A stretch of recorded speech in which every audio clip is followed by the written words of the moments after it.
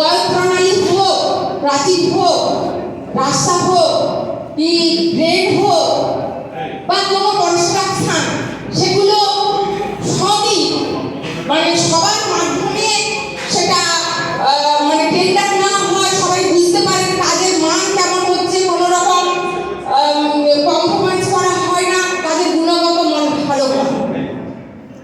তো আপনারা যারা এই কন্ট্রাক্টর অ্যাসোসিয়েশনে আছেন, অর্থাৎ সমস্ত কন্ট্রাক্টর ভাইরা, শিক্ষকরা যেমন মানুষ গড়ার কারিগর, সেরকম আপনারা হলেন দেশ গড়ার কারিগর।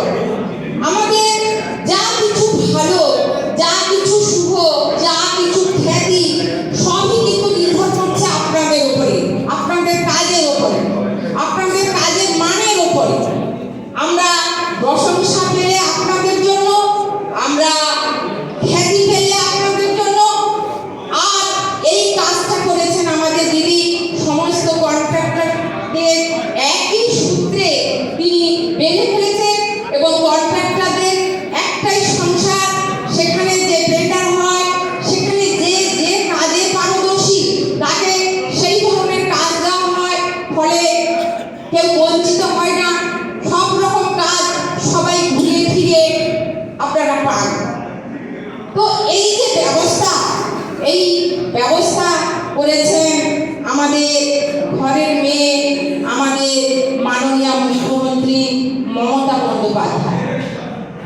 তাই আমি বলি, আপনারা আমাদের দেশ গড়ার কারিগর, আপনাদের উপরে আমাদের যখন সব কিছু নির্ভর করছে, বিশেষ করে সরকার আপনাদের ছিল, আপনাদের আছে, আপনাদের থাকবে।